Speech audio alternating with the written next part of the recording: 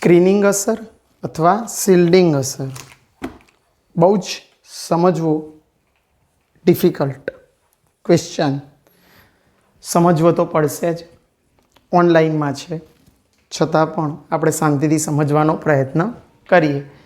ના ખબર પડે પર્સનલી કોન્ટેક્ટ.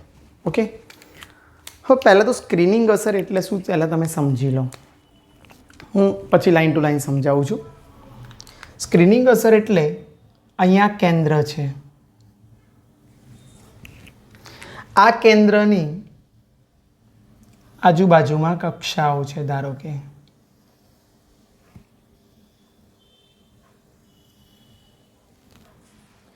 બાહ્ય કક્ષામાં કોઈ એક ઇલેક્ટ્રોન છે. ધારો કે ઇલેક્ટ્રોન ગોળ ના હોય, આપણે ઇલેક્ટ્રોનને આ રીતે દર્શાવીએ, એક ઇલેક્ટ્રોનની તીર વડે દર્શાવીએ છીએ. અંદરની કક્ષામાં પણ આપણે કોઈ એક તત્વ લઈ લઈએ, બેરિલિયમ, સોડિયમ લઈ લઈએ,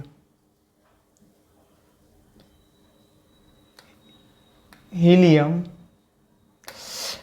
નથી લેતો, 1s2 2s2 2p6 3s1 આ ટાઈપની ઇલેક્ટ્રોન રચના છે. આ પહેલી કક્ષા છે, આ બીજી કક્ષા છે અને આ ત્રીજી કક્ષા છે. સમજો, પહેલી કક્ષામાં કેટલા ઇલેક્ટ્રોન છે? 2. 1s2 એટલે પહેલી કક્ષામાં આ કેન્દ્ર છે, પહેલી કક્ષામાં 2 ઇલેક્ટ્રોન મૂકી દીધા. બીજી કક્ષામાં 2sમાં 2 ને 2pમાં 6 એટલે 2sમાં 2 અને 2pમાં 6 ઇલેક્ટ્રોન ગોઠવું છે. 1 2 3 4 5 6 અને 3sમાં 1 ઇલેક્ટ્રોન છે. હવે સમજો, અહીંયા સમજવાનું છે, આ કેન્દ્ર અને આ બાહ્યતમ કક્ષામાં રહેલા ઇલેક્ટ્રોન વચ્ચે આંતરિક કોષમાં, અંદરના કોષમાં ઇલેક્ટ્રોન આવેલા છે. જુઓ, 1sમાં 2 આવેલા છે, 2 આપણે આ રીતે મૂકીએ ઇલેક્ટ્રોન એટલે તમને ખબર પડે, 2 અહીંયા આ રીતે મૂકી દઉં. ઓકે, તો 1sમાં 2 ઇલેક્ટ્રોન છે. 2sમાં કેટલા છે? 2sમાં 2, 2pમાં 6 ને 2 8 એટલે બાહ્યતમ કક્ષાના ઇલેક્ટ્રોનનું આ કેન્દ્રથી આકર્ષણ ઘટાડે. કેમ? કારણ કે આંતરિક કોષના ઇલેક્ટ્રોન વચ્ચે શું થશે? અપાકર્ષણ. અપાકર્ષણને કારણે બાહ્યતમ કક્ષામાં રહેલા ઇલેક્ટ્રોનનું કેન્દ્રથી આકર્ષણ ઘટે અને કેન્દ્રથી આકર્ષણ ઘટે તો કેન્દ્રીય વીજભાર જે જળવાવો જોઈએ એ જળવાતો નથી અને એનું મૂલ્ય ઓછું આવે. આ અસરને કહેવાય શિલ્ડિંગ અસર અથવા સ્ક્રીનિંગ અસર. સ્ક્રીન એટલે પડદો, સ્ક્રીન એટલે પડદો. અત્યારે તમે મને જોઈ શકો છો, પણ જો ધારો કે વચ્ચે મારી વચ્ચે ચોપડો આવી જાય તો તમે મને જોઈ શકતા નથી. ધેટ મીન્સ આ અસરને સ્ક્રીનિંગ અસર કહેવામાં આવે છે કે બાહ્યતમ કક્ષામાં રહેલા ઇલેક્ટ્રોન અને કેન્દ્રના વીજભાર વચ્ચે આંતરિક કોષના એટલે વચ્ચેના કોષના કક્ષા બોલો, કોષ બોલો, બંને એક જ છે. કક્ષાના ઇલેક્ટ્રોનને કારણે શું થાય છે કે આ જે બાહ્યતમ કક્ષાનો ઇલેક્ટ્રોન છે એ મૂળ કેન્દ્રીય વીજભાર કરતાં ઓછો કેન્દ્રીય વીજભાર અનુભવે છે. આ ઘટનાને સ્ક્રીનિંગ અસર કહે છે. તો મિત્રો અહીંયા એ જ વસ્તુ મેં સમજાવી, એ જ વસ્તુ સમજોજો. તત્વમાં અંદરની કક્ષામાં આવેલા ઇલેક્ટ્રોન, આ બધા જ ઇલેક્ટ્રોન 2s અને 1sમાં આવેલા ઇલેક્ટ્રોન, કેન્દ્ર અને સંયોજકતા ઇલેક્ટ્રોન, આ કેન્દ્ર અને અહીંયા 3sનો ઇલેક્ટ્રોન, સંયોજકતા ઇલેક્ટ્રોનને કેન્દ્રથી પરિરક્ષિત એટલે કેન્દ્ર તરફ, આ કેન્દ્રથી આને પરિરક્ષિત શું કહે અથવા આવૃત કરે છે. અપરિરક્ષિત અથવા પડદો બનાવે છે અથવા આવૃત કરે છે. અંદરની કક્ષાના રહેલા ઇલેક્ટ્રોન બાહ્યતમ કક્ષાના ઇલેક્ટ્રોનને કેન્દ્રથી પરિરક્ષિત કરે છે. આ ઘટનાને તમે શિલ્ડિંગ અસર અથવા સ્ક્રીનિંગ અસર તરીકે ઓળખો છો. તો મિત્રો તમને આટલી તો ખબર પડી ગઈ હશે. ફરીથી બોલું છું, તત્વના અંદરની કક્ષામાં આવેલા ઇલેક્ટ્રોન એટલે 1s અને 2s અને 2pમાં આવેલા ઇલેક્ટ્રોન કેન્દ્ર અને સંયોજકતા ઇલેક્ટ્રોનની વચ્ચે આવેલા છે કે આ સંયોજકતા ઇલેક્ટ્રોનના કેન્દ્ર બંનેની વચ્ચે આવેલા હોવાથી તે સંયોજકતા ઇલેક્ટ્રોનને આ સંયોજકતા ઇલેક્ટ્રોનને કેન્દ્રથી પરિરક્ષિત કરે છે અથવા આવરિત કરે છે એ ઘટનાને કહેવાય સ્ક્રીનિંગ અસર. એટલે સ્ક્રીનિંગ અસર બે વચ્ચે જોવા મળે, કેન્દ્ર અને બાહ્યતમ કક્ષામાં રહેલા ઇલેક્ટ્રોન વચ્ચે. કોના વડે? તો અંદરની કક્ષામાં રહેલા ઇલેક્ટ્રોન વડે. પહેલો મુદ્દો ખબર પડી ગઈ. શિલ્ડિંગ અસરના કારણે મેં તમને બીજો મુદ્દો પણ સમજાવી દીધો. પરમાણુના સંયોજકતા ઇલેક્ટ્રોન, આ સંયોજકતા ઇલેક્ટ્રોન માટે અસરકારક કેન્દ્રીય વીજભાર એ કેવો થાય છે? કેન્દ્રમાં રહેલા વાસ્તવિક કેન્દ્રીય વીજભારથી ઓછો. એટલે અંદર ધારો કે કોઈ તત્વ હોય, એનો આ સોડિયમ લીધો તો 11 કરતાં આમાં કેવો હશે? કેન્દ્રીય વીજભાર ઓછો. કોના કારણે? તો આ આંતરિક કોષમાં રહેલા ઇલેક્ટ્રોનને કારણે કેન્દ્રમાં રહેલો જે વીજભાર, વાસ્તવિક વીજભાર હોય એનાથી કેન્દ્રીય વીજભાર ઓછો પ્રાપ્ત થાય છે. ધારો કે લિથિયમ લીધો, આ તો મેં તમને સમજાવી દીધું. હવે હું લિથિયમની વાત કરું છું. તો લિથિયમની ઇલેક્ટ્રોન રચનાની વાત કરીશું આપણે. તો અહીંયા આ ખબર પડી ગઈ છે. હવે લિથિયમની વાત કરું.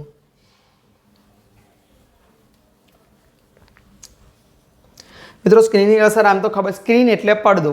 ઓકે, હવે લિથિયમ.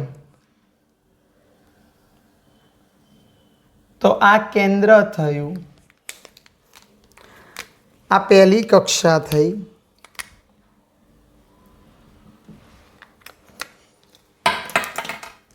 અને આ બીજી કક્ષા થઈ.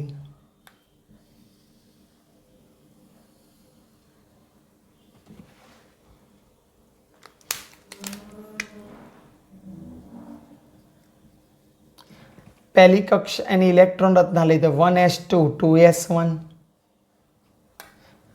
લિથિયમમાં 1s2 2s1.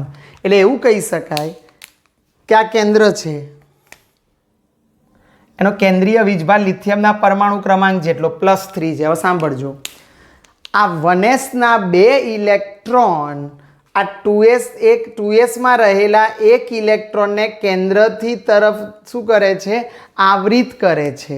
તો જો લિથિયમની 2sના ઇલેક્ટ્રોનને તેની અંદરની કક્ષક 1sના ઇલેક્ટ્રોન દ્વારા કેન્દ્ર તરફના આકર્ષણ માટે આવરિત થયેલી હોય છે. એટલે આવરિત કોણ થયેલું છે? 1sના 2 ઇલેક્ટ્રોન એ બાહ્યતમ કક્ષાના 2sના ઇલેક્ટ્રોન અને કેન્દ્ર વચ્ચે આવરિત થયેલા છે. એટલે આમાં સ્ક્રીનિંગ અસર કોણ ઉત્પન્ન કરશે? તો 1sના 2 ઇલેક્ટ્રોન ઓકે આકર્ષણ માટે આવરિત. તેથી લિથિયમના સંયોજકતા ઇલેક્ટ્રોન, લિથિયમનો સંયોજકતા ઇલેક્ટ્રોન 2sનો આ ઇલેક્ટ્રોન છે. માટે મેં તમને કીધું એમ અસરકારક કેન્દ્રીય વીજભારનું મૂલ્ય +3 કરતાં કેવું થવાનું? ઓછું. કારણ કે આ ઇલેક્ટ્રોન વચ્ચે અપાકર્ષણ થાય છે અને એ આને આકર્ષણમાં શું કરે છે? અવરોધ ઊભો કરે છે 2sના ઇલેક્ટ્રોનને 1sના 2 ઇલેક્ટ્રોન.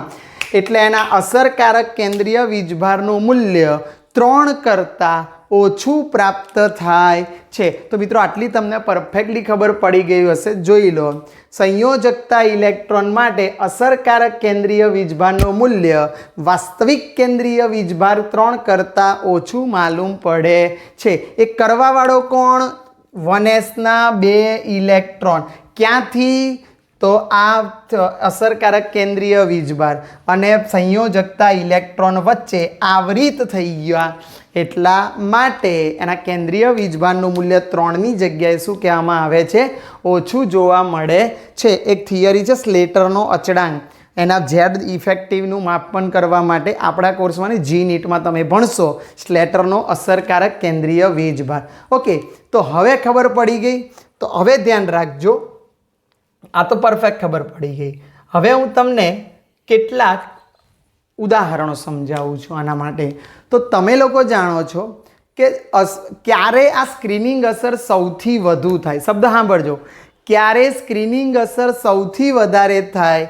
તો તમને ખબર હશે કે નિષ્ક્રિય વાયુ હોય, કે જો આંતરિક કક્ષા સંપૂર્ણ ભરાયેલી હોય. આંતરિક કક્ષા સંપૂર્ણ ભરાયેલી હોય એટલે શું?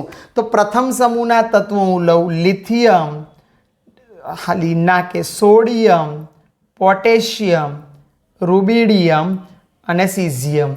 લિથિયમની ઇલેક્ટ્રોન રચના helium 2s1, neon 3s1, argon 4s1, krypton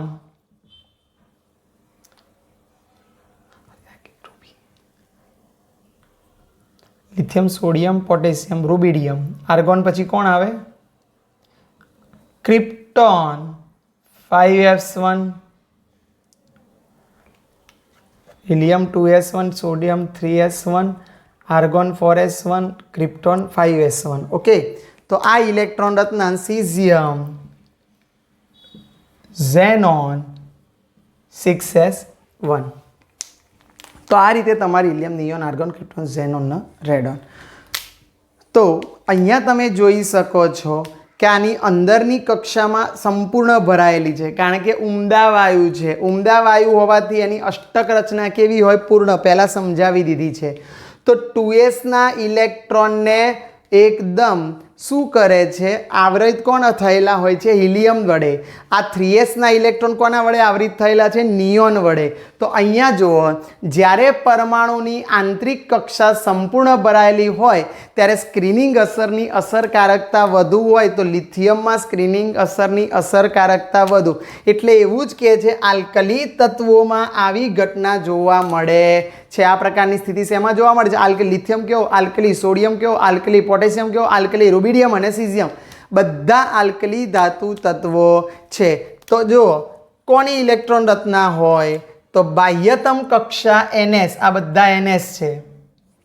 NSમાં એક જ ઇલેક્ટ્રોન છે, એક જ ઇલેક્ટ્રોન. અને અંદરની કક્ષા helium, neon, argon, krypton, xenon ઉમદા વાયુ તત્વની ઇલેક્ટ્રોન રચના હોય તો આ ઘટના શેમાં જોવા મળે છે? આલ્કલી તત્વોમાં વધુ જોવા મળે છે. એમાં બાહ્યતમ કક્ષામાં NSમાં એક ઇલેક્ટ્રોન હોય અને એની અંદરની કક્ષામાં સંપૂર્ણ રીતે ભરાયેલી ઉમદા વાયુની ઇલેક્ટ્રોન રચના વધુ હોય તો સ્ક્રીનિંગ અસર વધુ જોવા મળે છે. તો મિત્રો આટલે સુધી તમને ખબર પડી ગઈ હશે. હવે સમૂહ અને આવર્તમાં હું પહેલાં તમને સમૂહમાં શિલ્ડિંગ અસર સમજાવી દઉં છું, પછી આવર્તમાં સમજાવું છું, કારણ કે બંનેની ઇલેક્ટ્રોન રચનાની જરૂર પડશે. તો હું તમને કહી રહ્યો છું આ સમૂહની વાત કરું છું, બરાબર. તો સમૂહમાં ઉપરથી નીચે જાઓ તો ઇલેક્ટ્રોન શું થાય છે? તો કક્ષામાં વધારો થાય. જો 2 માંથી 3, 3 માંથી 4, 4 માંથી 5, 5 માંથી 6. ઓકે, તો શું થાય છે? ઇલેક્ટ્રોન કેન્દ્રથી વધુ દૂર જાય છે, કારણ કે કક્ષામાં વધારો થાય છે. એથી શિલ્ડિંગ અસર વધારે જળવાય છે. જો આ ઇલેક્ટ્રોન વધી ગયા એટલે શિલ્ડિંગ અસર વધુ થાય, કારણ કે જો હિલિયમમાં તો 2 જ ઇલેક્ટ્રોન, નિયોનમાં કેટલા આવે? તો 1s2, 2s2 અને 2p6, એટલે કક્ષા વધી. એ જ રીતે આર્ગોનમાં કક્ષાઓ વધી એટલે સ્ક્રીન મોટી થાય છે એમાં. એટલે જેમ જેમ શિલ્ડિંગ અસર વધુ જોવા મળે તેથી બાહ્યતમ કક્ષાના ઇલેક્ટ્રોનને દૂર કરવા માટે ઉર્જા કેવી આપવી પડે? ઓછી. આથી સમૂહમાં ઉપરથી નીચે જતા સ્ક્રીનિંગ અસરના કારણે આયનીકરણ એન્થાલ્પી વધે છે. મિત્રો ફરીથી સમજાવું છું તમને કે સ્ક્રીનિંગ અસરમાં દરગાહ કેન્દ્ર છે, આ પહેલી કક્ષા, એટલે આ પહેલી એટલે હિલિયમ આવશે, એના 2 ઇલેક્ટ્રોન. આ બીજી કક્ષા, ત્રીજી કક્ષા, ચોથી કક્ષા, પાંચમી કક્ષા. હવે જુઓ 5sમાં એક ઇલેક્ટ્રોન છે. સાંભળજો, 5sમાં એક ઇલેક્ટ્રોન છે અને કેન્દ્ર છે, પણ વચ્ચે આ હિલિયમ, નિયોન, આર્ગોન, ક્રિપ્ટોનના શું હશે? ઇલેક્ટ્રોન આવેલા હશે બધાના. એટલે આ ઇલેક્ટ્રોન, આ સ્ક્રીનિંગ અસર કેવી થવાની? વધારે. કેવા થવાના? તો 1sમાં 2 થવાના, 2sમાં 2, 2pમાં 6 થવાના, જોઈ લેજો તમે. 3sમાં 2, 3pમાં 6 થવાના, જોઈ લેજો તમે. 4sમાં 2 અને પાછા તમારા ઇલેક્ટ્રોન થવાના અને 3dના પણ આવવાના. તો એવું કહી શકાય કે આ ઇલેક્ટ્રોનની વચ્ચે સ્તર બહુ મોટું છે એટલે આકર્ષણ વધારે ઘટે. આકર્ષણ બાહ્યતમ કક્ષાનું વધે તો એ ઇલેક્ટ્રોનને દૂર કરવા માટે ઉર્જા કેવી આપવી પડે?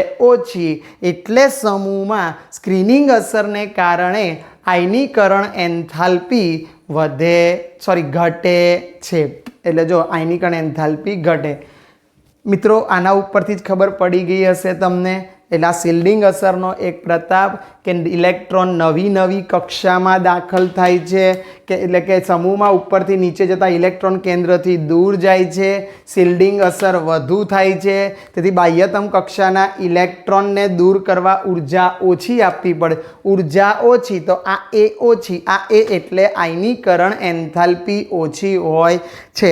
હવે હું તમને આવર્તની વાત કરું. સમૂહની વાત અહીંયા પૂરી થઈ ગઈ, તમને સમજણ પડી ગઈ હશે. હવે હું આવર્તની વાત કરું. આવર્તમાં સમજો તો લિથિયમ બેરિલિયમ બોરોન,